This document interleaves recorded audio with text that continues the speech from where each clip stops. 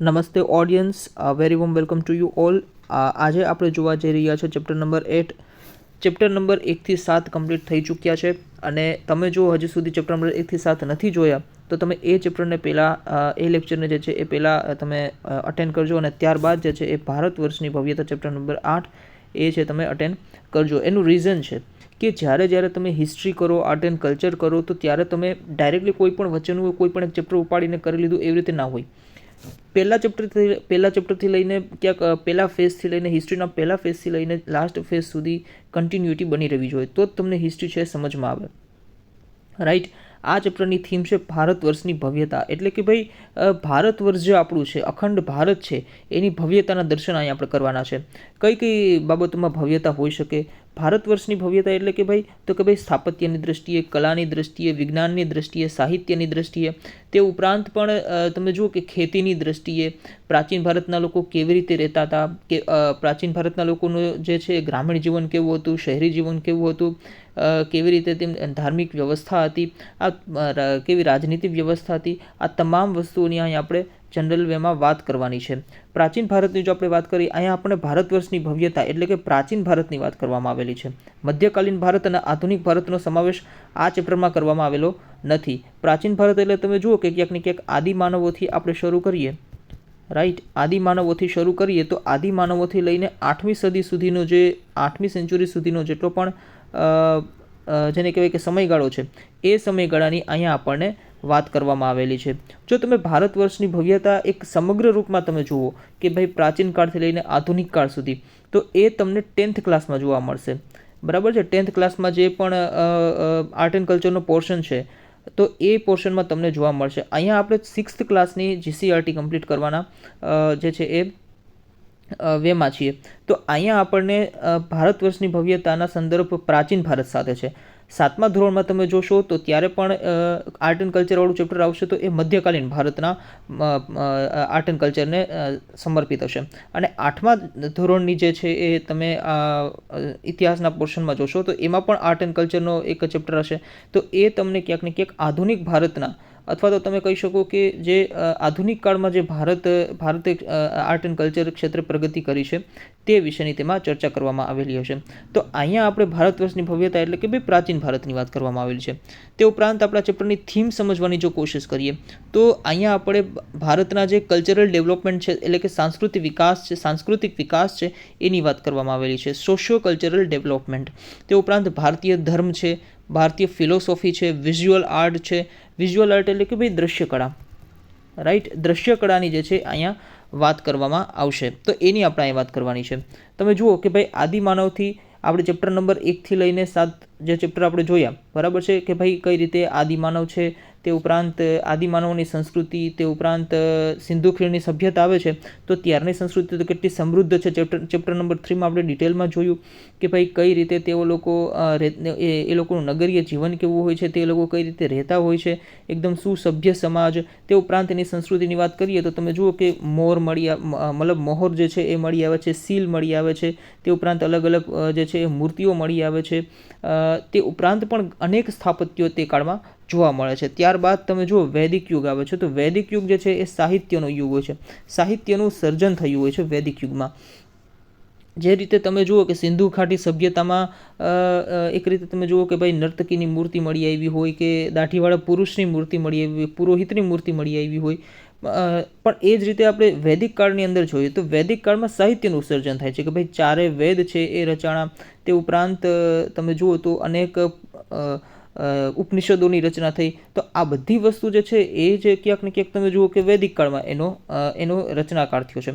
તે ઉપરાંત આપણે એનાથી પણ આગળ જઈએ તો મૌર્યકાળ આવે છે. તો મૌર્યકાળમાં તમે જુઓ કે કેટલા બધા સ્તંભ જે છે એ સ્તંભની રચના થઈ.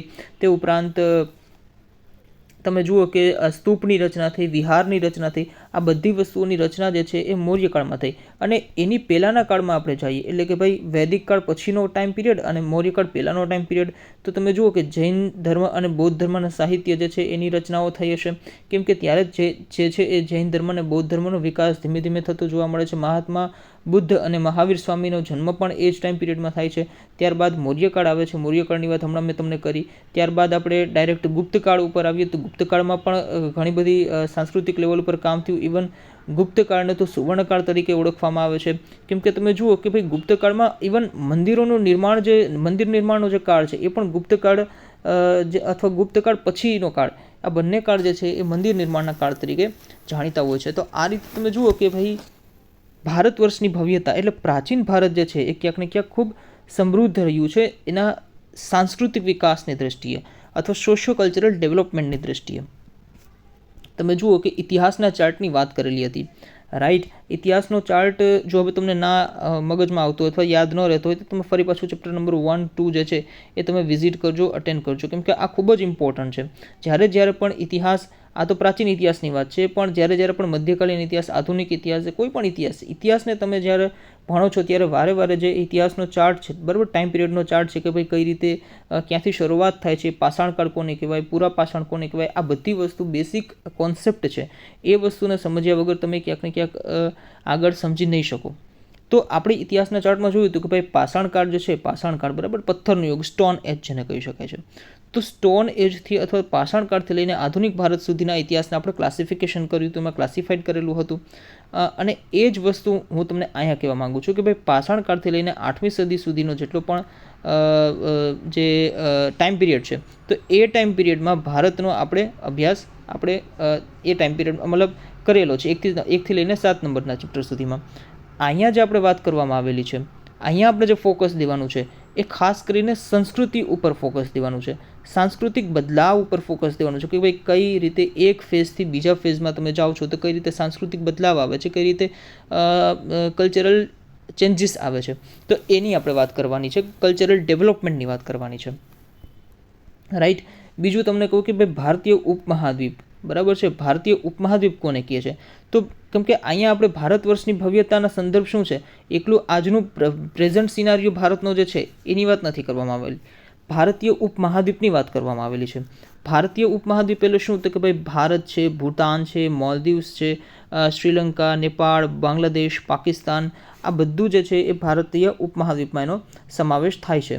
ઓકે, આ કરંટ આજનું જે ભારત છે, પાકિસ્તાન છે, શ્રીલંકા છે, તે ઉપરાંત બાંગ્લાદેશ છે, ઓકે, બાંગ્લાદેશ છે, તે ઉપરાંત નેપાળ છે, નેપાળ, માલદીવ્સ, ઓકે, અને ભૂતાન. તો આ જેટલો પણ આખો એરિયા છે, તમે તમારા એટલાસમાં જુઓ, મેપમાં જુઓ, બરાબર છે, તો એમાં તમે જોઈ શકો છો આ જેટલા પણ મેં દેશના નામ લીધા, તો એ બધા દેશો મળીને ભારતીય ઉપમહાદ્વીપની રચના કરે છે. હવે ફર્સ્ટ ઓફ ઓલ તો ક્વેશ્ચન એ થાય કે ભારતીય ઉપમહાદ્વીપ એટલે આ બધા દેશોને કેવી રીતે સાથે રાખવો તો ભારતીય ઉપમહાદ્વીપની રચના થાય છે. તમે જુઓ, તમારી પાસે જો અત્યારે મેપ હોય તો તમે જુઓ કે ભાઈ ક્યાંક ને ક્યાંક આ બધા જે મેં દેશના નામ લીધા, આ બધા રિજન્સના નામ લીધા, તો એની પોલિટિકલ, જિયોગ્રાફિકલ અને કલ્ચરલ આઇડેન્ટિટી જે છે એ ક્યાંક ને ક્યાંક એક કોન્ટિનેન્ટથી અલગ છે. ભારત જે છે એ એશિયા ખંડમાં આવેલો દેશ છે, બરાબર છે, ભારત એશિયા ખંડમાં આવેલો દેશ છે.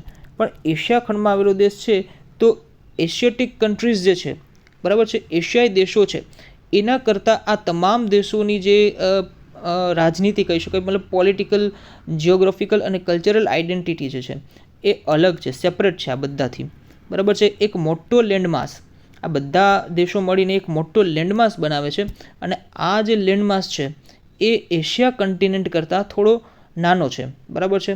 પણ એનું જે આખું એક જેને કહી શકાય ને કે ભાઈ સાંસ્કૃતિક અને ભૌગોલિક દ્રષ્ટિએ તમે જોવા જાઓ તો એ ખૂબ જ અલગ છે, એ એશિયાના દેશો કરતાં અલગ પડી જાય છે. એટલા માટે આપણે જુઓ કે ઇન્ડિયા જે છે, ઇન્ડિયન સબકોન્ટિનેન્ટ કહેવાય છે, ભારતીય ઉપમહાદ્વીપ કહેવાય છે. તો ભારતીય ઉપમહાદ્વીપની સંસ્કૃતિનો અભ્યાસ એ જ ભારત વર્ષની ભવ્યતા, રાઈટ. તો આ આપણે ચેપ્ટરની જે છે 8મા ચેપ્ટરની થીમ આપણે સમજવાની કોશિશ કરી કે ભાઈ આ ચેપ્ટર કેવા શું માંગશે એ મેં તમને સમજાવવાની કોશિશ કરી. તે ઉપરાંત તમે જુઓ કે આ વિશ્વ જે છે વિશ્વ, રાઈટ, તો વિશ્વમાં આદિમાનવો આફ્રિકા કન્ટિનેન્ટમાં હતા. મેં તમને I think second chapter, right, second ચેપ્ટરમાં મેં તમને આ વાત કીધી હતી. ઓકે, ચેપ્ટર નંબર 2માં મેં તમને આ વાત કીધી હતી કે ભાઈ વિશ્વમાં આદિમાનવો છે આફ્રિકા કન્ટિનેન્ટમાં એનો મતલબ ઉદ્ભવ થયો અને ત્યાંથી તે ભારતીય ભૂમિ તરફ આગળ વધ્યા હતા. અને આ વસ્તુ જેમ કે ધીરે ધીરે સિંધુ ખીણ સભ્યતા જે છે તો એના પણ નગરીય જીવનનો વિકાસ થાય છે, તો એ પણ સિંધુ કિનારે થાય છે, બરાબર છે. આર્યો પણ તમે જુઓ કે આર્યો પણ ભારતીય ભૂમિની સમૃદ્ધિમાં વધારો કરે છે, સપ્તસેન્ધો પ્રદેશમાં આવીને વસે છે. સપ્તસેન્ધો પ્રદેશ એટલે શું? તો કે ભાઈ સપોઝ કે આ ભારત છે, રાઈટ, તો અહીંયા જે પંજાબનો વિસ્તાર છે, મારો મેપ ખૂબ જ ખરાબ છે as you all know, okay, તો તમે તમારા મેપમાં જુઓ, રાઈટ, પંજાબ ને હરિયાણાનો જો વિસ્તાર છે તો પંજાબ ને હરિયાણાનો જો વિસ્તાર છે એમાં પાકિસ્તાની પંજાબ પણ આવી ગયો, બધો સપ્તસેન્ધો પ્રદેશ કહેવાય છે. આર્યો જે છે એ ક્યાંક ને ક્યાંક સપ્તસેન્ધો પ્રદેશમાં આવીને આવ્યા હશે, મતલબ શરૂઆત ત્યાંથી કરી હશે. હવે ત્યારબાદ શું થાય છે કે ભાઈ ધીમે ધીમે એ લોકો ગંગા અને એની સહાયક નદી જે છે એના કિનારે વસવાનું શરૂ કરે છે. એટલે જુઓ, તમે સપ્તસેન્ધુ પ્રદેશમાં આવ્યા તો ત્યાં એને આર્યોની વાત કરું છું, તો ત્યાં એને વેદ અને સાહિત્યનો વિકાસ કરે છે એ લોકો. પણ જ્યારે જ્યારે એ લોકો આગળ વધે છે, રાઈટ, કોઈ પણ પ્રજા છે એ કોઈ સ્થિર ના રહીએ, ક્યાંય પણ પ્રદેશમાં આવે તો એ સ્થિર ના રહીએ, એ ક્યાંક ને ક્યાંક તમે જુઓ કે પોતાનું સ્થળાંતર તો સતત કર્યા જ કરતો હોય છે. તો ધીમે ધીમે ગંગા અને એની સહાયક નદીના કિનારે આગળ વધે છે અને ત્યાં વસીને એક અલગ જ એક સાંસ્કૃતિક ડેવલપમેન્ટનું કામ કરે છે, સાંસ્કૃતિક વિકાસનું કામ કરે છે. તો એ રીતે તમે જુઓ કે ભારતમાં જે છે એ આર્યો આવે છે, પ્લસ મતલબ સૌથી પહેલાં આદિમાનવની વાત કરું તો આદિમાનવ આવે છે, તે ઉપરાંત સિંધુ ખીણની સભ્યતા શરૂ થાય છે. આર્યો પણ જે છે ક્યાંક ને ક્યાંક સપ્તસિંધુ પ્રદેશથી ભારતમાં પ્રવેશ કરે છે. આ રીતે ભારતની સંસ્કૃતિ જે છે, ભારતનું સાંસ્કૃતિક વિકાસ છે એ સતત ને સતત વધતો રહે છે, બરાબર છે. સતત ને સતત એમાં મતલબ નવી નવી વસ્તુ એડ ઓન થતી રહે છે. કોઈ પણ વસ્તુની, કોઈ પણ દેશની અથવા ક્ષેત્રની સંસ્કૃતિની જો આપણે વાત કરીએ ને તો સંસ્કૃતિ જે છે એ સતત ને સતત એમાં ભેળસેળ થતી રહેતી હોય છે, બરાબર છે. કે બહારની પ્રજા આવી, સપોઝ કોઈ અન્ય પ્રજા આવી, અન્ય કોઈ પણ સંપ્રદાય આવ્યો, તો એ બધી વસ્તુઓ જે છે એ ધીમે ધીમે ધીમે ધીમે એડોપ્ટ કરતી જાય છે, બરાબર. મધ્યકાલીન ભારતની જો આપણે વાત કરીએ, એક જસ્ટ એક્ઝામ્પલ તરીકે તમને કહું છું કે સપોઝ કે ઇસ્લામ છે, બરાબર છે, તો ઇસ્લામનો જન્મ ભારતમાં નથી થયો હતો, પણ ઇસ્લામને ફોલો કરનારા લોકો આજે ભારતમાં આટલા બધા છે. તો જેવી રીતે મતલબ એ લોકોનો ધર્મ જે છે એ અહીંયા ભારતીય ઉપમહાદ્વીપ તરફ આવ્યો હશે, બરાબર છે. તો અહીંની સંસ્કૃતિ સાથે એ સંસ્કૃતિ જે ફેલાઈ એ સાઈડનો જે ધર્મ છે એ ભારતીય ઉપમહાદ્વીપના ધર્મ સાથે મિક્સ થયો હશે અને એ રીતે તમે જુઓ કે ક્યાંક ને ક્યાંક એક નવી સંસ્કૃતિનું સર્જન થાય છે અને એને જ આપણે કહીએ છીએ ભારતીય સંસ્કૃતિ અથવા ભારત વર્ષની ભવ્યતા. એ ઉપરાંત પણ અનેક નાની મોટી પ્રજાઓ મેં તમને આના સિવાય, ઠીક છે, આના સિવાય અનેક નાની મોટી પ્રજાઓ જે છે રાજકીય વંશ ભારતીય પરંપરામાં જે છે એ આવીને પડી જાય છે. મેં તમને લાસ્ટ લેક્ચરમાં પણ કીધેલું હતું કે ભાઈ કુષાણ વંશને આ જે છે એ બધા વંશો જે છે ભારતમાં આવે છે, બધા વિદેશી વંશો હોય છે, રાઈટ. તો એ બધા વંશો ભારતમાં આવે છે અને ભારતની ભૂમિમાં આવીને જે રીતે એક કહી શકાય કે ભાઈ દૂધમાં સાકર ભળી જાય છે એ રીતે બધા ભળી જાય છે અને એક ભારતીય સંસ્કૃતિનું સર્જન જે છે એ થાય છે અને એ લોકો અહીંના જ રહી જાય છે. કોઈ પણ વ્યક્તિ જે છે એ ભારતમાં આવે છે તો ભારતનો જ બનીને રહી જાય છે. અને આ એક રીતે તમને એક્ઝામ્પલ દેવાની ટ્રાય કરું તો પ્રાચીન ભારતમાં તમે જુઓ કે કેટલા લોકો વિદેશી મુસાફરો અહીં આવ્યા છે, તો એ તમામ વિદેશી મુસાફરોએ ભારતના વખાણ જ કર્યા છે, ભારતીય સમાજના વખાણ કર્યા છે, ભારતીય સંસ્કૃતિના વખાણ કર્યા છે. તે ઉપરાંત પણ તમે જુઓ કે ક્યાંક ને ક્યાંક અહીંયા જે કોઈ પણ વંશ શાસન કરતા હોય છે તો એના પણ વખાણ કર્યા છે, એને કઈ રીતે કલ્ચરલ ડેવલપમેન્ટનું કામ કરેલું છે ત્યાં જે તે સમયના રાજાઓએ. તે ઉપરાંત આર્થિક વ્યવસ્થાના જે છે એ વિદેશી મુસાફરોએ વખાણ કર્યા છે, અહીંની સિસ્ટમના વખાણ કર્યા છે, રાજનીતિના વખાણ કર્યા છે. તમે જુઓ કે ભારત વર્ષની ભવ્યતા એટલી હદ સુધી મહાન છે કે જે કોઈ પણ વિદેશી મુસાફર પણ અહીં આવ્યું છે તો એને પણ વખાણ કર્યા છે. જનરલી અત્યાર સુધીમાં તો આપણે જોયું કે ભાઈ ફાહિયાન છે, પછી ઘણા બધા એવા મેગસ્થનીસ છે, બરાબર છે. ઘણા વિદેશી મુસાફરો જે છે અથવા તો જેને કહેવાય એમ્બેસેડર્સ છે, રાજદૂત છે, એ ભારતમાં આવીને વૈસા છે, પણ એને ભારતના વખાણ જ કર્યા છે, ભારત વિશે હંમેશા પોઝિટિવ વાતો જ કરેલી છે. તો એ જ જે છે એ ખરા અર્થમાં ભારત વર્ષની ભવ્યતા છે. ભારત વર્ષની ભવ્યતાના મતલબ શું છે કે ભાઈ તમે સમજો કે અહીંયા કલા અને સ્થાપત્યનો વિકાસ થાય છે, બરાબર છે. એ બધી વસ્તુ તો ઠીક છે, પણ જ્યારે કોઈ પણ વિદેશી પ્રજા ભારત વર્ષના વખાણ કરે છે સમકાલીન ભારતના વખાણ કરે છે, તો એ જ સાચી ભારત વર્ષની ભવ્યતા છે, એ જ સાચું ભારત વર્ષનું ગૌરવ છે. રાઈટ.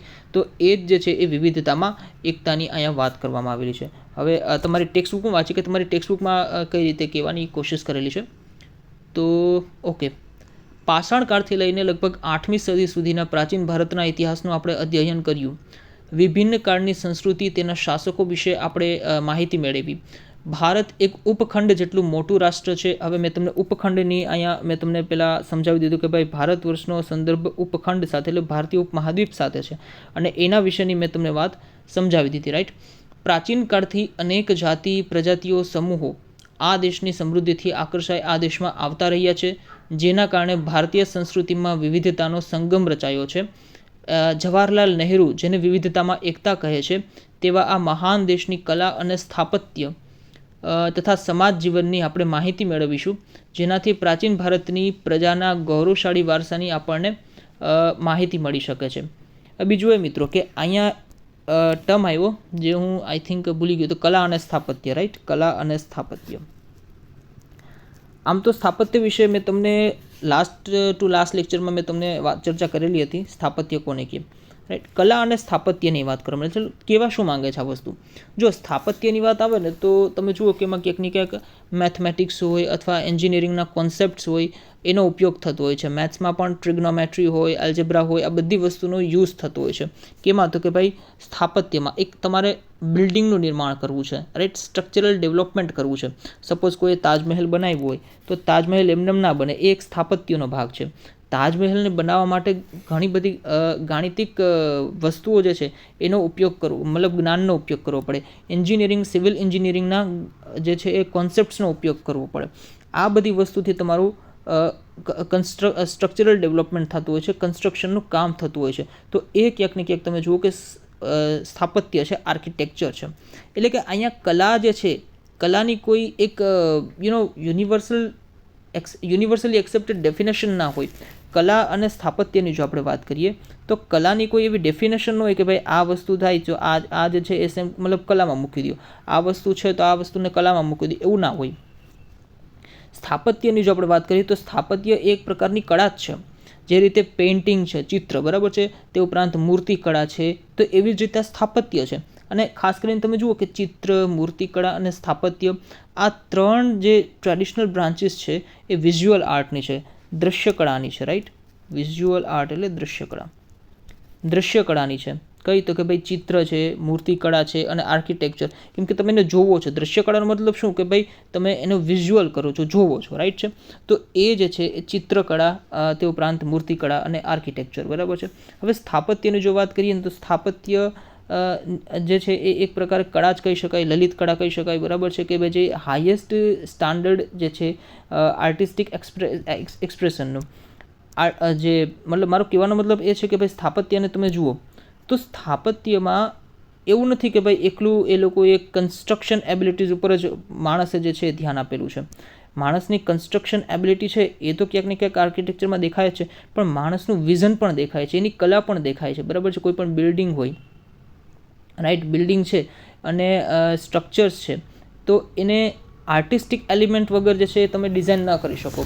તમારે ઇવન સિવિલ એન્જિનિયર તમે હો તો તમને વધારે આઈડિયા હોય, અથવા આર્કિટેક્ચર હો તો તમને વધારે આઈડિયા હોય કે તમારી પાસે આર્ટિસ્ટિક એલિમેન્ટ આર્ટિસ્ટિક એલિમેન્ટ જે છે એનું તમારી પાસે એક નોલેજ હોવું જોઈએ, એની પાસે તમારી પાસે એક આર્ટ હોવી જોઈએ, જ્ઞાન હોવું જોઈએ. એકલી કન્સ્ટ્રક્શન એબિલિટી હોય તો પણ સ્થાપત્ય પોસિબલ નથી. એટલે મતલબ કહેવાનો મતલબ શું છે કે ભાઈ કળા અને સ્થાપત્ય તથા સમાજ જીવનની આપણે માહિતી મેળવશું. આમાં આપણે એવું તમારા પેરેગ્રાફમાં કીધું છે. એટલે કે ભાઈ કળા અને સ્થાપત્ય, બરાબર છે, એટલે કે ભાઈ મૂર્તિકળા હોય, ચિત્રકળા હોય, આ બધું તો ઠીક છે, પણ એની સાથે સાથે સ્થાપત્યનું પણ આપણે અહીંયા એટલું જ ભારત વર્ષમાં જોર દીધું છે. એટલે કે ભારત વર્ષ જે છે એ જ્ઞાનની સાથે કલા અને સંસ્કૃતિ લેવલ પર પણ ઘણું આગળ રહ્યું છે. રાઈટ. તો હવે આપણે આગળ વધીએ. ઓકે, આગળ વધતા પહેલાં તો મારે તમને એક વસ્તુ કહેવી છે કે ભાઈ ઘણા બધા લોકો લેક્ચર છે એને અટેન્ડ કરે છે, સારી રીતે વ્યૂ પણ આવે છે, મતલબ જોવે પણ છે, બરાબર છે, લેક્ચરને, તો પણ તેઓ સબસ્ક્રાઈબ નથી કરતા. આની પાછળનું રીઝન શું છે મને નથી સમજાતું. સબસ્ક્રાઈબ કેમ નથી કરતા યાર? લાઇક પણ નથી આવતી, સબસ્ક્રાઈબ પણ નથી કરતા, કોઈ કોમેન્ટ પણ નથી કરતું, બસ વ્યૂઝ આવે છે, મતલબ લોકો જોવે છે. તો તમે લોકો સબસ્ક્રાઈબ કરતા જાઓ. તમે લોકો એક વસ્તુ વિચારો મગજથી કે તમે લોકો એક્ઝામની પ્રિપરેશન કરો છો, રાઈટ? 3 વખત તમે એક્ઝામ દીધી. સપોઝ તમે લોકો ક્લાસ 3ની પ્રિપરેશન કરો છો અથવા તો જીપીએસસીની પ્રિપરેશન કરો છો. 3 વખત તમે એક્ઝામ દીધી. તમે તમારી રીતે અને મેન્સની એક્ઝામ દીધી છે. પ્રિલિમ્સની વાત નથી કરતો. તમે લોકોએ મેન્સની એક્ઝામ દીધી છે કે જેમાં તમારે ડિસ્ક્રિપ્ટિવ પેપર હોય. તમારી સામે કોઈ પણ ક્વેશ્ચન આવે છે, તમે તેનો આન્સર લખો છો, રાઈટ? હવે તમને ખબર છે, તમે ફૂલ કોન્ફિડન્સ છો કે હું સારી રીતે મારું ઇનપુટ મતલબ મારી જે છે એ શક્તિ લગાવું છું, તો મને સામું રિવોર્ડ મળવું જ જોઈએ, બરાબર છે? તેમ છતાં તમને રિવોર્ડ નથી મળતું. તમે જે કોઈ પણ વસ્તુ જે પેપરની ડિમાન્ડ છે એ ડિમાન્ડને તમે ફૂલફિલ કરો છો, રાઈટ? તમે જે રીતે એક્ઝામિનરને જોઈએ છે એવો કન્ટેન્ટ તમે તમારા પ્રેઝન્ટેશનમાં દો છો, એ બધી વસ્તુ તમે કરો છો, પણ તેમ છતાં તમને રિવોર્ડ મળતું નથી. તમે સપોઝ 1 વખત એક્ઝામ દીધી, 2 વખત દીધી, 3 વખત દીધી, 4 વખત દીધી, પણ તેમ છતાં તમને જે જોઈએ છે એવો સંતુષ્ટિકારક જે છે તમને રિસ્પોન્સ મળતો નથી એક્ઝામિનર તરફથી, તો તમને કેટલું દુઃખ થશે, રાઈટ? તમને રિવોર્ડ નથી મળતો. પણ તમે આટલી મહેનત કરી છે, તમે તમારી લેંગ્વેજને બેટર કરી, તમારી સ્પીચને તમારા પ્રેઝન્ટેશનને જે છે એ બેટર કરી, તમારા ડિસ્ક્રિપ્ટિવ આન્સરને જે છે બેટર કરી, બધી વસ્તુને કોટ કરી, બરાબર છે? તો પણ તમને રિવોર્ડ નથી મળતું, તો તમને કેટલું દુઃખ થશે. એ જ વસ્તુ હું તમને કહેવા માગું છું કે હું અહીંયા મારી રીતે બધું પુટ કરવાની કોશિશ કરું છું, રાઈટ? તમને જેટલું પણ ડીપમાં જોઈએ છે એટલું હું ડીપમાં અલગ કોન્સેપ્ટ સાથે સમજાવવાની કોશિશ કરું છું. તેમ છતાં પણ ક્યાંક ને ક્યાંક લોકો લાઇક નથી કરતા, ઓકે? સબસ્ક્રાઈબ પણ નથી કરતા, શેર પણ નથી કરતા, ઓકે? તો આ બધી વસ્તુ કોમેન્ટ પણ નથી કરતા. તો પછી વસ્તુ મતલબ કઈ રીતે મારે તમને કન્વિન્સ કરવા એ મને નથી સમજમાં આવતું. તો અત્યારે સૌથી પહેલાં જે કોઈ પણ લેક્ચર અટેન્ડ કરે છે, રાઈટ? તો અત્યારે જ 1 જ મિનિટ થશે, રાઈટ? 1 જ મિનિટ. અત્યારે સબસ્ક્રાઈબ કરો. બાજુમાં બેલ આઇકન છે એને પણ ક્લિક કરો ક્યાંક ને ક્યાંક. તે ઉપરાંત તમે અત્યારે લાઇક કરો, ઓકે? શેર કરો અને જેટલું બને એટલું કમેન્ટ તમે રિસ્પોન્સ આપો મને, ઓકે? જેવું પણ તમને લાગે છે. સપોઝ કે તમને આજે મારા કન્ટેન્ટમાં કંઈ કમી લાગી અથવા મારા કોઈ પણ પ્રેઝન્ટેશનમાં કમી લાગી અથવા વચ્ચે કંઈ પણ વસ્તુ બોલવામાં મારાથી કોઈ પણ મિસ્ટેક થઈ ગઈ હોય, થઈ શકે, ઓકે? હું પણ માણસ છું, રાઈટ? તો બધી વસ્તુ પોસિબલ છે. તો એ બધી વસ્તુને મતલબ હું તમને કન્વિન્સ કરવાની કોશિશ કરું છું કે ભાઈ ગમે તેમ કરીને સબસ્ક્રાઈબ કરો, લાઇક કરો, શેર કરો અને કમેન્ટ કરો. મતલબ મને પોઝિટિવ રિવ્યૂ જોઈએ છે, ઓકે? રિવ્યૂ જોઈએ છે મને તમારા તરફથી, ચાહે પોઝિટિવ હોય અથવા તો તમે કોઈ પણ પ્રકારે મારી મિસ્ટેક કાઢતા હો, કોઈ પણ રીતે હોય, પણ મને તમારું રિવ્યૂ જોઈએ છે, ઓકે? કે ભાઈ તમે લેક્ચર અટેન્ડ કરો છો તો મને રિવ્યૂ જોઈએ છે. એટલે જસ્ટ 1 જ સેકન્ડ થશે, તમે અત્યારે સબસ્ક્રાઈબ કરી નાખો અને બેલ આઇકનને ક્લિક કરી દો, ઓકે? તો ચલો હવે આપણે આગળ વધીએ. તો હવે અહીં આપણે વાત કરવામાં આવેલી છે પ્રાચીન ભારતમાં કૃષિ. એગ્રીકલ્ચર જે છે એ તમે જુઓ કે એક રીતે એગ્રીકલ્ચર ખૂબ ઇમ્પોર્ટન્ટ છે, રાઈટ? ખેતીની જો આપણે વાત કરીએ તો માનવ સભ્યતા જે છે એ મેં તમને ચેપ્ટર નંબર 1માં તમને કીધેલું હતું, ઓકે? ચેપ્ટર નંબર 2માં, રાઈટ? જે આદિમાનવવાળું ચેપ્ટર હતું એમાં મેં તમને કૃષિ વિશે મેં તમને કીધેલું હતું કે ભાઈ ક્યાંય પણ માનવ સભ્યતા જે છે એનું સ્થાયી જીવન વસવાટનું કારણ જે છે એ ખેતી જ છે, એ કૃષિ જ છે, બરાબર છે? માનવ સભ્યતાનું જે સ્થાયી વસવાટનું લક્ષણ છે એ કૃષિ છે. અને ભારતમાં કૃષિની શરૂઆતની જો આપણે વાત કરીએ તો લગભગ 9000 BC, બરાબર છે? આ કોઈ પણ વસ્તુ તમારી ટેક્સ્ટબુકમાં નથી આપેલી, બટ હું તમને જેટલું બને એટલું ડીપલી એનાલિસિસ કરવાની કોશિશ કરું છું કે જેથી કરીને તમે સારી રીતે એને યાદ રાખી શકો, ઓકે? તો ભારતમાં કૃષિની શરૂઆત છે ક્યાંક ને ક્યાંક તમે જુઓ કે 9000 BC થી નોર્થ વેસ્ટ ઇન્ડિયામાં. આ બધી વસ્તુ ચેપ્ટર નંબર 2માં આપણે થઈ ગઈ છે, ઓકે? તો પશ્ચિમોત્તર ભારત, રાઈટ? પશ્ચિમોત્તર ભારત, નોર્થ વેસ્ટ ઇન્ડિયા જે છે, નોર્થ વેસ્ટ ઇન્ડિયા, ત્યાં આની શરૂઆત, કૃષિની શરૂઆત થઈ ગઈ હતી. અને તમે જુઓ કે ઘઉં છે અથવા અનાજ છે એનું ઉત્પાદન સૌથી વધારે થતું હતું. અને એનું રીઝન શું છે કે ભાઈ ભારતમાં જે છે એ ઋતુ પણ બેસ્ટ છે. અત્યારે પણ તમે જુઓ, એકચ્યુઅલી અત્યારે શું છે કે ભાઈ ક્લાઇમેટ ચેન્જ છે, ગ્લોબલ વોર્મિંગ છે, આવા બધા ઇશ્યુઝ છે. તે ઉપરાંત આપણે ફર્ટિલાઇઝર્સનો ઉપયોગ કરીએ છીએ, બરાબર છે? અલગ અલગ કેમિકલ્સનો ઉપયોગ કરીએ છીએ. આ બધાને લીધે અત્યારે પાક સતત બગડતો જાય છે. તે ઉપરાંત પણ આપણને જે જોઈએ છે તે આપણી જે ડિમાન્ડ છે, આપણને જે ઓર્ગેનિક વસ્તુ જોઈએ છે એ આપણને ક્યાંક મળતી નથી. પણ પ્રાચીન ભારતમાં કૃષિની વાત કરીએ તો ત્યારે કોઈ આવો ઇશ્યુ હતો નહીં. ઋતુ પણ આપણી બેસ્ટ જ છે ભારતમાં.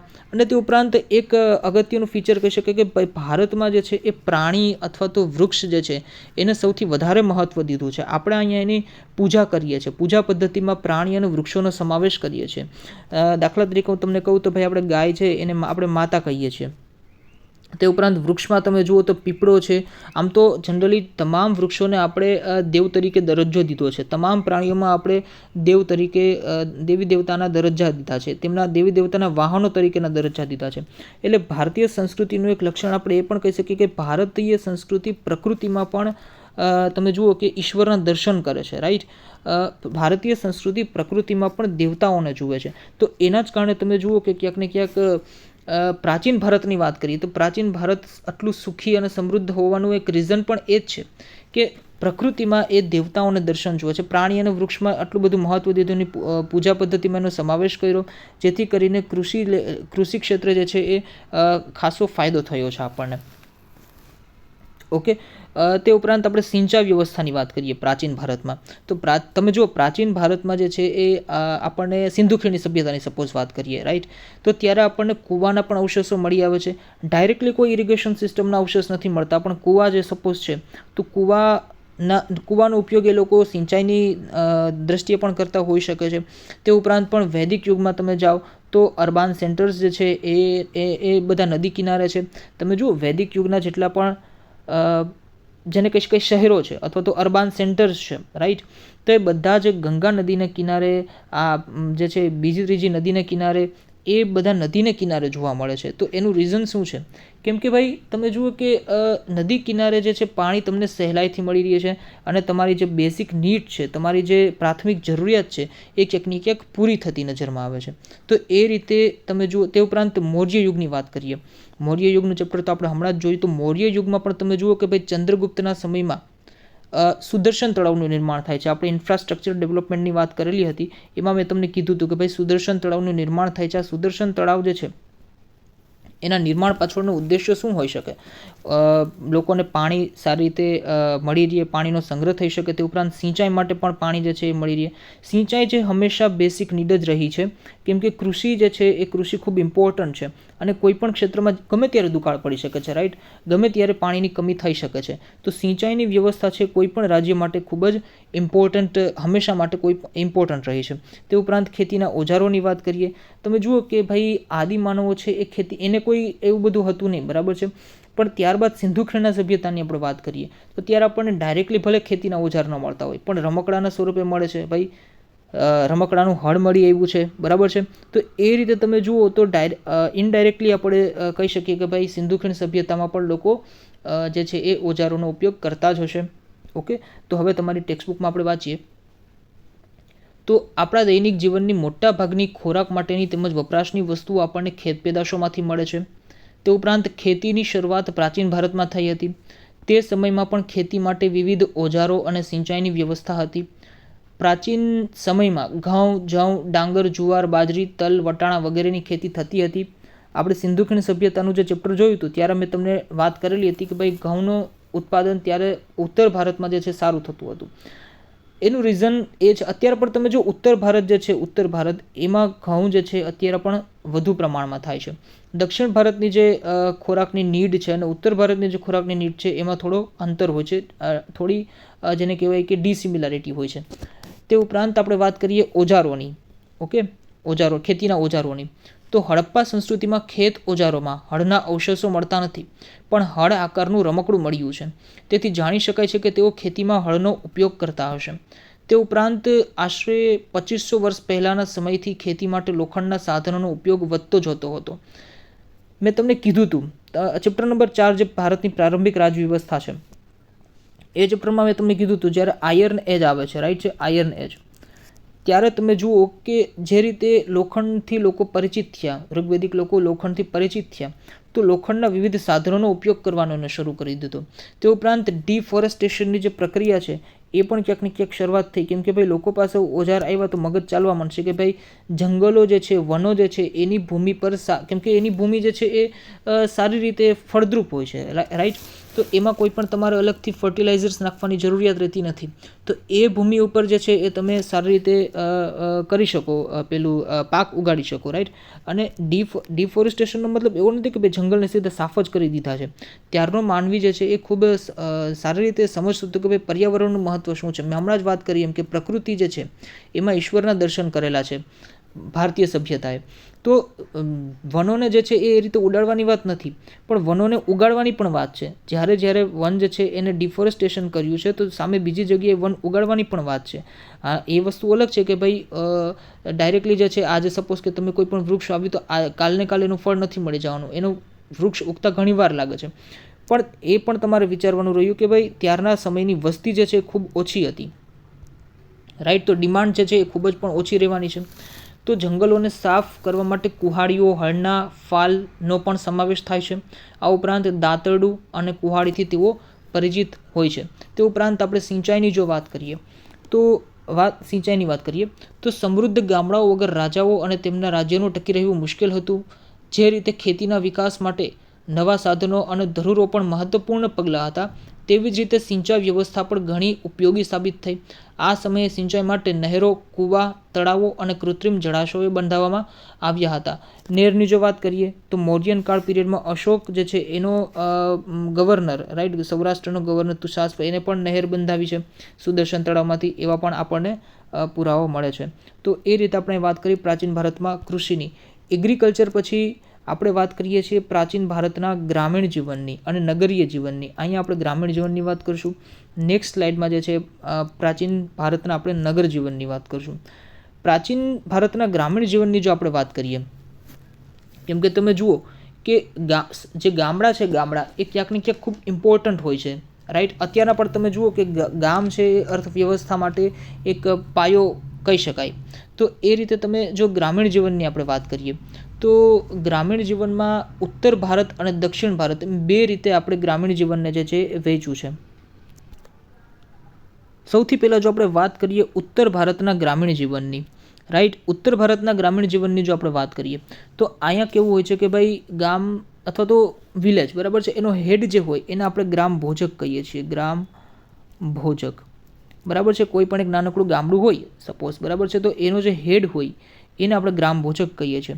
હવે ગ્રામ ભોજકની જો આપણે વાત કરીએ એટલે થોડીક આપણે ડિટેલમાં જાય, ઠીક છે. તો ગ્રામ ભોજક જે છે એ કોઈ પણ એક જ પરિવારના લોકો, એટલે કે એનું પદ જે છે ને એ વંશ પરંપરાગત હોય. કોઈ પણ નવી વ્યક્તિ જે છે એ ગ્રામ ભોજક તરીકે ના રહી શકે. રાજાનો દીકરો જેમ રાજા હોય એવી રીતે ગ્રામ ભોજક જે છે એનું પદ પણ એક જ પરિવારના લોકો હોય અને વંશ પરંપરાગત હોય. તે ઉપરાંત આ જે ગ્રામ ભોજક છે એ હોય છે કોણ? એકચ્યુઅલી તો જમીન માલિક હોય છે, રાઈટ છે. જમીન માલિક કે ભાઈ કોઈ પણ એક ખૂબ સમૃદ્ધ અથવા તો સુખી જે છે જમીન માલિક હોય તો એ ગ્રામ ભોજક હોય, અને રાજા જે છે એને અપોઇન્ટ કરતા હોય છે, અને એ જે છે એનો વંશ જે છે એ જ પછી આગળથી જે છે એ ગ્રામ ભોજક તરીકે હોય છે. હવે આ ગ્રામ ભોજકનું ફંક્શન શું છે, એનું કાર્ય શું છે? ફંક્શનની વાત કરીએ તો સૌથી મેઇન કામ જે છે ટેક્સ કલેક્ટ કરવાનું, રાઈટ. ટેક્સ કલેક્શનનું કામ છે. કર ગામડામાં જે છે એ રાજા એમને કામ સોંપે કે ભાઈ આ રીતે ટેક્સ લેવાનું છે તમારે, તો એ ટેક્સ કલેક્ટ કરવાનું કામ ગ્રામ લેવલ પર ગ્રામ ભોજક કરતા હોય છે. તે ઉપરાંત ગામડામાં જે છે એ લો એન્ડ ઓર્ડર મેન્ટેન કરવાનું કામ કરતા હોય છે. ક્યાંક તમે જુઓ કે પોલીસ જેવું કામ પણ એને આપી દીધું છે, પોલીસનું કામ પણ એને આપી દીધું છે, પ્લસ રેવન્યુ જનરેટ કરવાનું, ટેક્સ દ્વારા રેવન્યુ જનરેટ કરવાનું કામ પણ એને આપી દીધું છે. તે ઉપરાંત મેનેજમેન્ટનું કામ જે છે એ પણ ગ્રામ ભોજકને જ આપેલું છે. તો ફરી એકવાર તમને કહું, ઉત્તર ભારતમાં ગ્રામ ભોજક હોય છે, ગામનો વડો, અને મેં આટલા એના ફંક્શન કીધા એ રીતેના ફંક્શન હોય છે. તો પછી દક્ષિણ ભારત જે છે એમાં શું હોય છે? દક્ષિણ ભારતમાં તમે જુઓ કે 3 પાર્ટ પાડેલા હોય છે કે ભાઈ મોટા જમીનદારો, નાના ખેડૂતો અને ક્યાંક ને ક્યાંક દાસ અથવા તો જેને કહેવાય સ્લેવ, બરાબર છે. તો આ રીતે દક્ષિણ ભારતના ગ્રામીણ જીવનની વ્યવસ્થા જોવા મળે છે. ભાઈ 3 ભાગમાં ક્લાસિફિકેશન, વર્ગ વિષમતા જેને કહી શકાય એના જેવું, બરાબર છે, કે ભાઈ મોટા જમીનદારો હોય પ્લસ નાના ખેડૂતો હોય અને મજૂરો હોય. ઓકે, હવે મોટા જમીનદારો જે છે એની અંડરમાં નાના ખેડૂતો કામ કરે અને મજૂરો જે છે એ ક્યાંક ને ક્યાંક કામ કરે. તો એ રીતે વ્યવસ્થા જોવા મળે છે.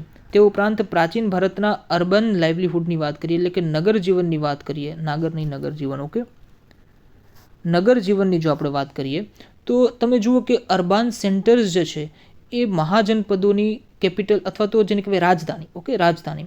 જે મોટા મોટા શહેરી કેન્દ્રો છે, નગરીય કેન્દ્રો છે, એ રાજધાની હોય છે મોટા મોટા મહાજનપદોની. જેમ કે હું તમને એક વાત કરું, બરાબર છે, કે ભાઈ મગધ છે, મગધ તો એક શહેર હોય છે. ઓકે, તે ઉપરાંત તમે જો પાટલીપુત્ર, ઓકે, તો પાટલીપુત્ર મગધની જે છે એ રાજધાની છે. તો પાટલીપુત્ર એક મોટું નગરીય કેન્દ્ર તરીકે હોય છે. ઓકે, એ રીતે એની વ્યવસ્થા હતી. તે ઉપરાંત આ જેટલા પણ નગરીય જે અર્બન સેન્ટર્સ છે, નગરીય કેન્દ્રો છે, એ ફોર્ટિફાઈડ થયેલા હોય છે, એટલે કે કિલ્લેબંધી થયેલી હોય છે એની આસપાસ, કે જેથી કરીને સર્વે પ્રકારની રક્ષા થઈ શકે. તમે જુઓ કે ચેપ્ટર નંબર 4માં આપણે જોયું હતું, મહાજનપદવાળા ચેપ્ટરમાં, ત્યાં લાસ્ટ પેજમાં ચેપ્ટર જે પૂરું થાય છે ત્યાં લાસ્ટ પેજમાં જ તમને એક ફોટોગ્રાફ આપેલો હતો. ઓકે, 2500 વર્ષ જૂના ફોટોગ્રાફ આપેલો હતો, કે ભાઈ દિવાલનું ફોર્ટિફિકેશન જે કરતું હોય છે, રાઈટ, એવો કોઈ ફોટોગ્રાફ આપેલો હતો. એ તમે યાદ કરવાની કોશિશ કરો. તો ત્યાં પણ તમને એ વસ્તુ સમજાવેલી છે. તે ઉપરાંત તમે પ્રાચીન ભારતના નગરીય જીવનની જો વાત કરો તો કુવાઓ પણ તમને મળી આવે છે. સેન્ટર્સમાં જે સિટીઝ છે, સિટીઝ એમાં તમને સારી રીતે કુવાઓ પણ મળી આવે છે, જેને વલયકૂપ કહેવાતું હોય છે. તે ઉપરાંત શૌચાલય, કચરાપેટી માટે આ બધે માટે જે છે એ વ્યવસ્થા કરેલી જ હોય છે. ઓકે, તો હવે આપણે તમારી ટેક્સ્ટબુકમાં વાંચીએ કે ભાઈ કઈ રીતે એનું ગ્રામીણ જીવન અને નગરીય જીવન હોય છે. તો ઉત્તર ભારત અને દક્ષિણ ભારતમાં ગ્રામીણ જીવન આ પ્રમાણે હતું. ભારતના ઉત્તર ભાગમાં ગામનો વડો ગ્રામભોજક કહેવાતો. સામાન્ય રીતે એક જ પરિવારના લોકો આ પદ પર પેઢીઓ સુધી રહેતા. આ પદ વંશ પરંપરાગત હતું. ગ્રામભોજક મોટા ભાગે ગામનો સૌથી મોટો જમીન માલિક હતો. મેં તમને કીધું એમ, આ જમીન માલિક ભાડુતી માણસો રાખી ખેતી કરાવતો હતો. રાજા પણ ગામડાના કરવેરા ઉઘરાવવાનું કાર્ય તેમને સોંપતા અને તે કાયદા અને વ્યવસ્થાની સ્થિતિ પણ સંભાળતા. તે ઉપરાંત દક્ષિણ ભારતમાં 3 પ્રકારના લોકો રહેતા હતા, જેમ કે મોટા જમીનદારો, નાના ખેડૂતો અને જમીન વિહોણા મજૂર એટલે કે દાસ. ઓકે, તે ઉપરાંત જો નગર જીવનની આપણે વાત કરીએ, ઓકે, પ્રાચીન ભારતના નગર જીવનની જો આપણે વાત કરીએ તો મોટા ભાગના શહેરો 2500 વર્ષ પહેલાં મહાજનપદોની રાજધાની હતા. આ શહેરો કિલ્લાબંધીથી સુરક્ષિત હતા. ઘણા શહેરોમાંથી વલયકૂપ પ્રાપ્ત થયા છે, જે કૂવા તરીકે ઓળખાતા. આ વલયકૂપ શૌચાલય, નીક અથવા કચરાપેટી માટે ઉપયોગમાં લેવાતા હતા. ગ્રામીણ અને નગરના લોકો, ઓકે, ઠીક છે. હવે અહીંયાથી આપણે જે છે એ પ્રાચીન ભારતના ભોજનની વાત કરીએ છીએ. જો ભોજનની જો આપણે વાત કરીએ ને તો ભોજન ખૂબ ઇમ્પોર્ટન્ટ આસ્પેક્ટ કહી શકાય, કેમ કે ભોજન વગર ખેતી જે છે, ખેતી ઉપરથી ભોજન જે છે નક્કી થતું હોય છે. પણ ભોજનની પણ જો આપણે વાત કરીએ તો ઉત્તર ભારત, ઓકે, ઉત્તર ભારત, ઓકે, ઠીક છે, ચલો, ઉત્તર ભારત, તે ઉપરાંત દક્ષિણ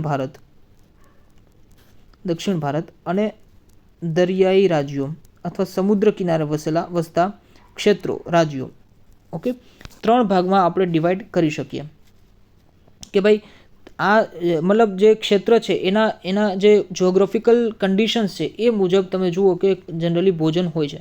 ઉત્તર ભારતની જો આપણે વાત કરીએ તો જનરલી મસાલેદાર ભોજન ના હોય, પણ જેને કહી શકાય કે ડેરી પ્રોડક્ટ્સનો વધારે યુઝ થતો હોય, જેમ કે ભાઈ દહીં છે, ઘી છે, બટર છે, આ બધાનો વધારે પડતો યુઝ થતો હોય.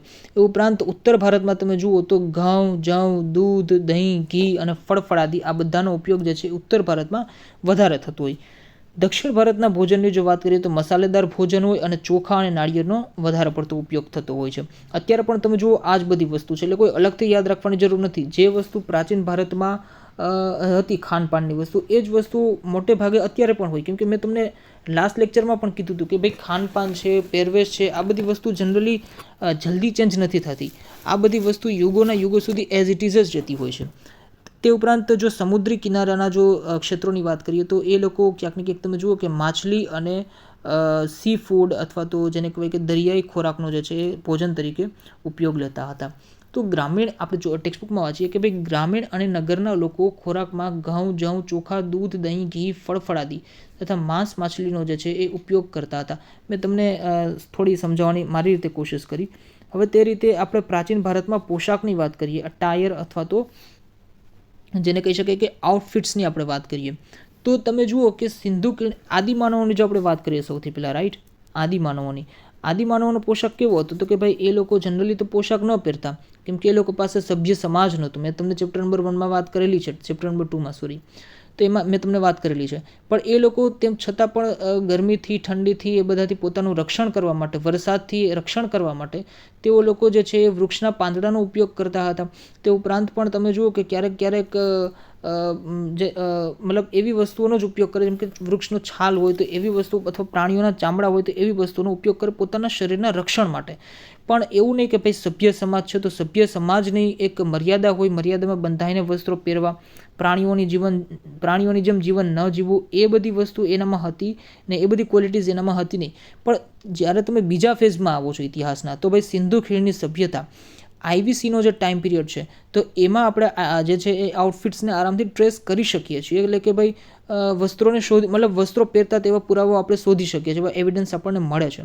અને માત્ર શરીરના રક્ષણ માટે એ લોકો વસ્ત્ર ન પહેરતા, પણ મર્યાદા માટે વસ્ત્રો પહેરતા. એક માણસ કે પોતાની જાતને મનુષ્ય જે છે એના માટે વસ્ત્રો પહેરતા. તમે જુઓ કે મેઇનલી એ લોકો કોટનનો ઉપયોગ કરતા. સિંધુ ખીણની સભ્યતાની વાત કરીએ તો કોટનનો યુઝ થતો, ને સીવીને અથવા તો સીવ્યા વગરના જે છે એ કપડાં, એનો એ લોકો યુઝ કરતા હોય છે. જો તમારી ટેક્સ્ટબુકમાં આપણે વાંચીએ તો પુરુષો અને સ્ત્રીઓ સામાન્ય રીતે 2 વસ્ત્રો પહેરતા. શરીરના નીચેના ભાગનું વસ્ત્ર જે છે એને નીવી કહેવામાં આવતું, અને ઉપરના ભાગનું વસ્ત્ર જે છે એને વાસ કહેવાતું. ક્યારેક ઉપરના વસ્ત્રો ઉપર દુપટ્ટા જેવું અધિવાસ પણ એ લોકો લપેટતા હતા. તો એ રીતે જે છે અહીંયા તમને વાત કરવામાં આવેલી છે. હવે આપણે વાત કરીએ નેક્સ્ટ ફીચરની, કે ભાઈ પ્રાચીન ભારતમાં કળા. ઓકે, આ ખૂબ ઇમ્પોર્ટન્ટ છે. પ્રાચીન ભારતમાં આપણે કળા સમજીએ. ઓકે, પ્રાચીન ભારતમાં કળા આપણે સમજીએ. કેમ કે તમારી ટેક્સ્ટબુકમાં આ વસ્તુ આપેલી નથી, પણ એની પહેલાં મારે તમને ઘણી બધી વસ્તુ કેવી છે, જે તમારું એક બેકગ્રાઉન્ડ, તમારું કોન્સેપ્ટ ક્લિયરિટી તમારી અંદર આવશે કે ભાઈ પ્રાચીન આદિમાનવોથી લઈને 8મી સદી સુધીમાં શું પરિવર્તન આવ્યું કળા લેવલ ઉપર, અને કઈ રીતે શું આપણે વસ્તુઓમાં શીખવાની કોશિશ કરવાની છે, અને શું આપણે ઓબ્ઝર્વ કર્યું 1થી લઈને 7 નંબરના ચેપ્ટર્સમાં. ઓકે, તો તમે જુઓ કે આદિમાનવોની જો તમે વાત કરો, રાઈટ, આદિમાનવોની, તો એના સાંસ્કૃતિક ફીચર્સની વાત કરું, કલ્ચરલ ફીચર્સની વાત કરું, તો એ લોકો તમે જુઓ કે એક ગુફામાં રહેતો માનવી હતો. એની પાસે જે છે એ કોઈ પણ પ્રકારની ભાષા નથી. ઓકે, આદિમાનવોની વાત કરું છું. તે ઉપરાંત એ લોકોનું જે વસ્તી છે ખૂબ નાના પાયે વસ્તી હતી. તે ઉપરાંત જો એના સોશિયલ ઇન્સ્ટિટ્યુશનની વાત કરીએ અને ટેકનોલોજીની વાત કરીએ તો એ પણ સિમ્પલ હતું એઝ કમ્પેર ટુ તમે બીજા ફેઝમાં તમે જાઓ, IVCમાં તમે જાઓ તો એની કમ્પેરિઝનમાં ખૂબ સિમ્પલ હતું. સોશિયલ ઇન્સ્ટિટ્યુશન એટલે કે ભાઈ પોલિટિકલ છે, એજ્યુકેશનલ છે, ઇકોનોમિકલ છે, અથવા ફેમિલી છે, રિલિજન છે, આ બધી વસ્તુમાં એ લોકો સિમ્પ્લિસિટી હતી, અથવા તો ન કહી શકાય એવી વસ્તુ હતી. કેમ કે આદિમાનવોને રાજનીતિ કે શિક્ષા વ્યવસ્થાથી કે પરિવારવાદથી કે એનાથી કોઈ પણ એ લોકોને મતલબ હોતો નથી. તો અને તે ઉપરાંત એનો જે સોશિયો કલ્ચરલ ચેન્જ છે એ પણ ખૂબ જ સ્લો હોય છે. અત્યારે પણ તમે જુઓ કે આદિમાનવો વિશ્વમાં ઓછી જગ્યાએ પણ છે, હાલની તકમાં પણ છે.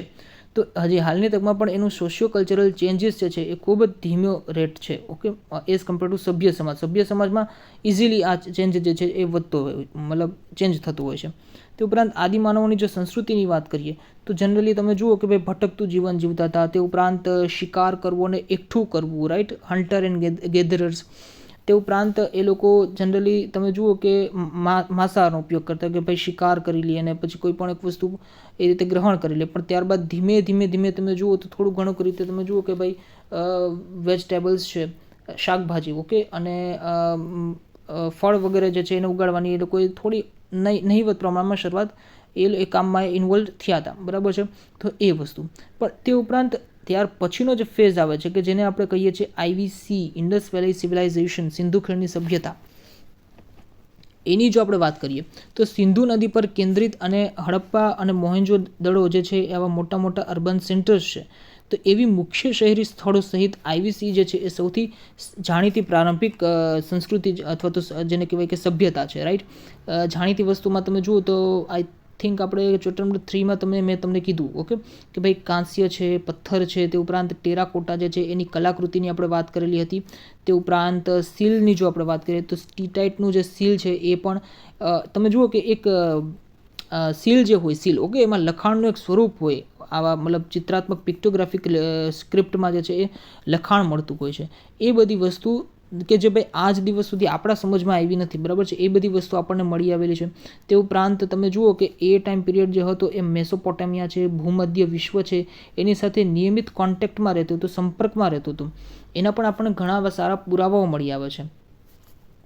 તે ઉપરાંત જો તમને વાત કરું કે ભાઈ 1500 BCની આસપાસથી, રાઈટ, 1500 BCની આસપાસની જો હું તમને વાત કરું તો ત્યારથી શરૂ કરીને લોકોનું એક નવું જૂથ જે છે અથવા તો ગ્રુપ જે છે, સમૂહ જે છે, કેમ કે આર્યો, બરાબર છે. હવે મેં તમને આમાં કીધું હતું કે ભાઈ આર્યોની વાત કરીએ આપણે, તો આર્ય જે છે એ કોઈ પણ એક જાતિની ઓળખ નથી. ઓકે, અત્યારે સુધી આપણે શું સમજતા હતા કે ભાઈ આર્યો એટલે જાતિ. ના, આર્યો એટલે જાતિ નહીં, પણ ભાષાકીય સમૂહ છે, ગ્રુપ છે, ભાષાકીય જૂથ અથવા સમૂહ છે આર્ય, રાઈટ, એની આપણે વાત કરેલી હતી.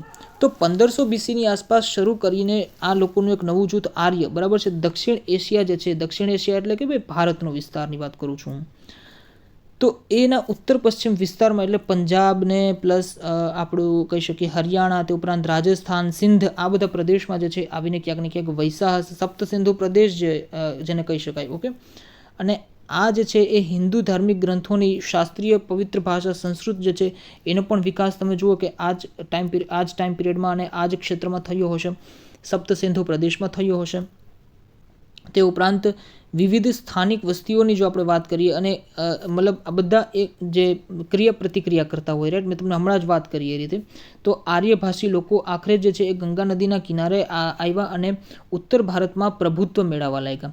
અને અહીંયા એવો એક રહેવાસી તરીકે જે છે એ ભળી ગયા અને રહેવાસી તરીકે એ લોકો રહેવા લાગ્યા.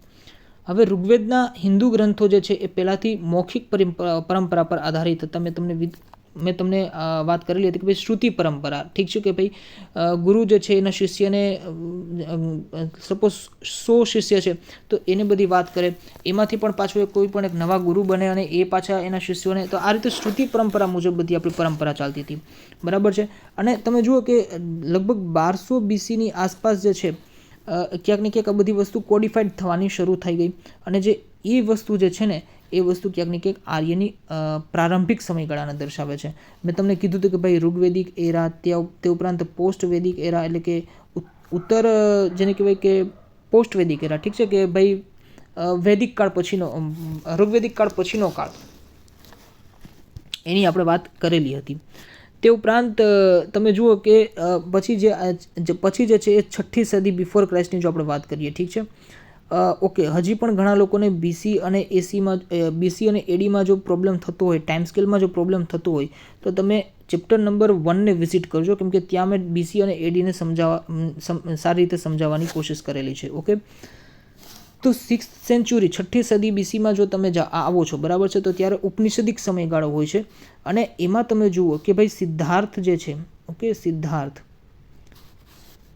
566 BC, ઓકે, સિદ્ધાર્થની જો આપણે વાત કરીએ તો સિદ્ધાર્થ નામનો રાજકુમાર જે છે કે જે આખરે બુદ્ધ અથવા તો પ્રબુદ્ધ કહેવાણા, એનો જે છે એ સમયગાળો આવે છે. એમને શું કર્યું કે ભાઈ એમના ઉમદા વારસા જે છે એમનો ત્યાગ કર્યો અને તપસ્વી સિદ્ધાંતોનો ઉપદેશ આપ્યો. અને એ ક્યાંક ને ક્યાંક તમે જુઓ બુદ્ધ તરીકે ઓળખાણા. મેં તમને એ પણ કીધું હતું કે ભાઈ બુદ્ધ તરીકે એ કેવી રીતે ઓળખાણા. એ જ સમયગાળા દરમિયાન તમે વાત કરો તો ક્યાંક ને ક્યાંક તમે જુઓ કે ભાઈ મહાવીર સ્વામી પણ આવે છે. આ બધા આ જે છે એને શું કર્યું કે ભાઈ આ ઐતિહાસિક વ્યક્તિ છે અને એમને ત્યાગ શું છે, સંન્યાસ શું છે, ધ્યાન શું છે, રાઈટ, આ બધી વસ્તુ શીખવવાની ક્યાંક ને ક્યાંક કોશિશ કરી. તે ઉપરાંત જૈન ધર્મનો પાયો પણ બન્યો આ જ ટાઈમ પીરિયડમાં.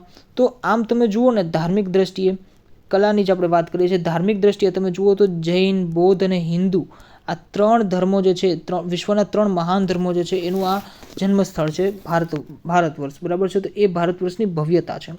તે ઉપરાંત ભારતમાં જે તમે જુઓ કે કેમ કે બૌદ્ધ ધર્મનો કાળ આવ્યો છે, તો હવે તમે જુઓ કે ભારતમાં શિલ્પો જે છે, બૌદ્ધ સ્મારકો, ખાસ કરીને સ્તૂપ અને ચૈત્ય જે છે એને શણગારવા માટે આ બધી વસ્તુઓ બનાવવામાં આવતી. સ્તૂપની મેં તમને વાત કરેલી હતી કે ભાઈ શું હોય છે સ્તૂપ.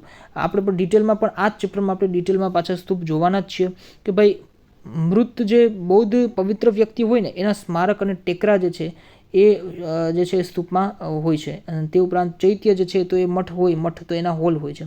તે ઉપરાંત બુદ્ધના જીવનકાળ પછી લગભગ 2 સદી સુધી કોઈ તમે જુઓ કે બૌદ્ધ કળા જે છે એ કોઈ ટકી નથી શકી. અને ત્રીજી સદીમાં તમે બિફોર ક્રાઇસ્ટ ત્રીજી સદીની વાત કરું છું ત્યારે તમે આવો છો તો બૌદ્ધ આશ્રય જે છે મઠ અને પવિત્ર સ્થળો જે છે એના સંદર્ભમાં આકૃતિ અને વર્ણનાત્મક શિલ્પની જો આપણે વાત કરીએ તો એનાથી આપણને સ્મારકો મળી આવે છે શણગારેલા.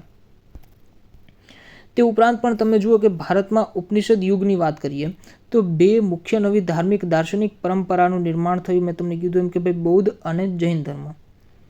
ઓકે, આપણે 5મા ચેપ્ટરમાં જોઈ ગયા કે ભાઈ નફરત છે, લોભ છે, હિંસા, વાસના, આ બધા ઉપર જે છે એ શાંતિપૂર્ણ વિજય પર ભાર મૂકે છે. એ જ છે જૈન ધર્મ. અને તમે જુઓ કે હિન્દુઇઝમની જેમ જ જે જૈન પણ છે એ પણ મોક્ષ અથવા તો જ્ઞાન અને મુક્તિ મેળવવા માટે ઈચ્છાઓ પર વિજય મેળવવામાં માને છે. અને જૈન ફિલોસોફીની જો વાત કરીએ તો 24 તીર્થંકરો હોય છે. તે ઉપરાંત મૌર્ય કળાની જો આપણે વાત કરીએ, આ આપણે મેં તમને શું કીધું કે કલાની આપણે વાત કરીએ છીએ. ઓકે, તો કલામાં મેં તમને આદિમાનવોથી લઈ અને હવે આપણે મૌર્ય કાળ સુધી પહોંચી ગયા છીએ કે ભાઈ મૌર્ય કાળની વાત કરીએ તો શિલ્પ છે, મહેલો, સ્તંભો, સ્તૂપો, ગુફા, આ બધાનું જે છે એ વિકાસનું કાર્ય થાય છે. ગુફામાં પણ તમે જુઓ કે કેવા ડેકોરેટિવ ગેટવેની જે વાત મતલબ ત્યાં છે એ બધી વિકાસ થાય છે. તો આ રીતે તમે જુઓ તો પ્રાચીન ભારત જે છે એ કળાની દ્રષ્ટિએ જે છે ખૂબ સમૃદ્ધ રહ્યો છે. આ બધી વસ્તુ મેં તમને સ્ટોરી કીધીનું રીઝન શું છે. ઓકે, તમે જુઓ કે જે કળા જે છે એને 2 ભાગમાં વહેંચવામાં આવે છે. હવે મેં સ્ટોરી ના કીધી હોત તો તમે સમજી ના શકત. કેમ કે જો લલિત કળાની જો વાત કરીએ અને નિદર્શન કળા, રાઈટ, જેને કહેવાય કે ભાઈ લલિત કળા એટલે શું, તો કે ભાઈ ક્રિએટિવ આર્ટ અથવા તો એને ફાઇન આર્ટ કહેવાય. ફાઇન આર્ટ અથવા તો ક્રિએટિવ આર્ટ, બરાબર છે. અને નિદર્શન કળા એટલે શું, તો કે ભાઈ demonstration art. Okay, demonstration art. હવે વસ્તુ એમ છે કે ભાઈ લલિત કળામાં શેનો સમાવેશ થાય છે, તો તમે જુઓ કે પેઇન્ટિંગ હોય એટલે કે ચિત્ર હોય, તે ઉપરાંત literature, architecture, music, clay art, આ બધી વસ્તુનો જે છે સમાવેશ થતો હોય છે. સાહિત્યનો સમાવેશ, સ્થાપત્યનો, સંગીતનો, તે ઉપરાંત માટીકલાનો, આ બધાનો. નિદર્શન કળામાં શું હોય, તો કે ભાઈ નૃત્ય છે, ડ્રામા છે, નાટકો જે છે એનો સમાવેશ થતો હોય છે. એનું રીઝન શું છે, તો કે ભાઈ લલિત કળા એટલે શું, તો કે ભાઈ તમારે એક જેને કહી શકો ને કે ભાઈ ક્રિએટિવિટી દેખાડવાની હોય છે. આમાં ફાઇન આર્ટ્સની વાત કરવામાં આવેલી છે, જ્યારે આમાં નૃત્યો અને નાટકોની વાત કરવામાં આવેલી છે. અને આના વિશે આપણે ડિટેલમાં ચર્ચા કરવાની છે. થોડીક વસ્તુ જે છે એ આપણને આ ચેપ્ટરમાં જોવા મળશે અને થોડીક બાબતો જે છે આપણને 10th ક્લાસમાં આપણે પૂછશું ત્યારે આપણને જોવા મળશે. પણ આ બધો કોન્સેપ્ટ જે કહેવો છે એ ખૂબ જરૂરી હતું મારા માટે. ઓકે, એટલા માટે મેં તમને કોન્સેપ્ટ કહી દીધું. તમે વાંચીએ તમારી ટેક્સ્ટબુકમાં કે ઇતિહાસવિદો જે છે એ કલાને 2 ભાગમાં વહેંચે છે, રાઈટ. એક તો છે લલિત કળા, મેં તમને કીધું એમાં, એક છે નિદર્શન કળા. હવે લલિત કળા જે છે એમાં ચિત્ર, સાહિત્ય, સ્થાપત્ય, સંગીત, માટીકલા વગેરેનો સમાવેશ થાય છે. જ્યારે નિદર્શન કળા જે છે એમાં નૃત્ય અને નાટકોનો સમાવેશ થાય છે. અને આપણે આ બાબતો જે છે એ વિગતે જોઈશું. મેં તમને કીધું કે ભાઈ સાહિત્યની જો આપણે વાત કરીએ તો ખાસ કરીને વૈદિક યુગનું સાહિત્ય જે છે ખૂબ ઇમ્પોર્ટન્ટ છે. તે ઉપરાંત જૈન અને બૌદ્ધ ધર્મનું સાહિત્ય છે એ પણ ખૂબ ઇમ્પોર્ટન્ટ છે. અને એ ક્યાંક ને ક્યાંક સાહિત્યનો વિકાસ, સાહિત્યની જો તમને વાત કરું તો સાહિત્ય ધાર્મિક પણ હોઈ શકે, ધાર્મેતર પણ હોઈ શકે. ઓકે, મતલબ ધર્મ વગરનું સાહિત્ય એ પણ હોઈ શકે. તે ઉપરાંત વિદેશી યાત્રીઓના વૃત્તાંત પણ હોઈ શકે. અને તે ઉપરાંત સ્થાપત્યની જો વાત કરીએ તો સ્થાપત્યમાં પણ ઘણી બધી વસ્તુઓ આવતી હોય છે. ઓકે, એક એક્ઝામ્પલ તરીકે તમને કહું કે ભાઈ મૌર્ય યુગનો જે કુંભ્રહારનો કિલ્લો છે તો એ પણ સ્થાપત્યનો જ પાર્ટ છે, સ્થાપત્યનો જ વિસ્તાર છે. તો એવી રીતે સંગીત, માટીકલા બધાનો વિકાસ જે છે, નૃત્ય, નાટક, આ બધાનો વિકાસ છે ભારત વર્ષની ભવ્યતા દર્શાવે છે. અને ભારતમાં આ બધાનો વિકાસ થયો છે. ભારતની ભારતમાં એટલું સારી રીતે કલ્ચરલ ડેવલપમેન્ટ થયું, કલ્ચરલ ચેન્જીસ આવ્યો છે, આટલું વેસ્ટર્ન કન્ટ્રીઝમાં ક્યાંય પણ તમને જોવા નથી મળતું. ઓકે, અને ઇવન ઈસ્ટર્ન કન્ટ્રીઝની વાત કરીએ, પૂર્વીય જે દેશો છે એની વાત કરીએ, ઇવન એશિયાઈ દેશોની પણ વાત કરીએ તો ભારતીય ઉપમહાદ્વીપ જેટલું કલ્ચરલ ડેવલપમેન્ટ જે છે ક્યાંય જનરલી જોવા મળતું નથી. તો આવતા નેક્સ્ટ પાર્ટમાં જે છે આપણે ભારતમાં સાહિત્યિક વારસો જે છે ત્યાંથી આપણે શરૂઆત કરશું. આજે આપણે પાર્ટ 1માં અહીંયા સુધી જ કમ્પ્લીટ રાખીએ છીએ. ફરી એકવાર તમને કોઈ પણ પ્રકારનો જો ઇસ્યુ હોય, પ્રોબ્લેમ હોય તો તમે કમેન્ટમાં જણાવી શકો છો. પણ હું જે હાર્ડવર્ક કરું, હું જે મહેનત કરું છું, રાઈટ, તો એના માટે પ્લીઝ સબસ્ક્રાઈબ કરો ચેનલને. તે ઉપરાંત વિડીયો જે છે, લેક્ચર જે છે એને લાઇક કરો. તે ઉપરાંત શેર કરવાનું રાખતા જાઓ. ઓકે, અને કમેન્ટ કરો. અને તમને એવું લાગતું હોય કે ભાઈ મારા લેક્ચર જોયા પછી તમારો ટાઈમ વેસ્ટ નથી થતો, ઓકે, કેમ કે તમે યુટ્યુબમાં તમે જુઓ કે ઘણા બધા લોકો સ્ક્રોલ કરતા હોય વિડીયોઝને, અને પછી કોઈ પણ વિડીયોઝમાં તમે જાઓ એટલે ઘણી વખત એવું બનતું હોય છે, તમને અફસોસ પણ થતો હોય છે કે યાર 15 મિનિટ બગડી, 20 મિનિટ બગડી, કે ટાઈમ વેસ્ટ થયો. પણ મારા વિડીયોમાં ક્યાંય પણ તમને ટાઈમ વેસ્ટ નહીં થાય, ક્યાંય પણ કોઈ એડવર્ટાઇઝમેન્ટની વાત નથી હોતી, કોઈ પણ બીજી ત્રીજી કોઈ પણ અન્ય વાત નથી હોતી. ઓકે, કોઈ પણ વસ્તુનું પ્રમોશન નથી હોતું મારા વિડીયોમાં. સિમ્પલ આપણે વસ્તુ છે કે કોઈ પણ તમારી જે ટેક્સ્ટબુક છે એને આપણે ફોલો કરવાની છે, અને કોન્સેપ્ટ જે છે એ ક્લિયર કરવાની છે. કોન્સેપ્ટ ક્લિયરિટી આપણામાં આવી જોઈએ, એ જ વસ્તુનો માત્ર મારો એમ છે. ઓકે, તો ધીમે ધીમે આપણે આગળ વધીએ છીએ. તો તમને જો લાગતું હોય કે મારું લેક્ચર જોઈને તમને ખરેખર કાંઈક મળે છે, ઠીક છે, 50 મિનિટનો 60 મિનિટનું લેક્ચર જોઈને તમને કાંઈક મળે છે, તો એટલીસ્ટ સબસ્ક્રાઈબ કરો અને જેટલું બને એટલું શેર કરો. ઓકે, તો thank you for watching the lecture. Okay, thank you.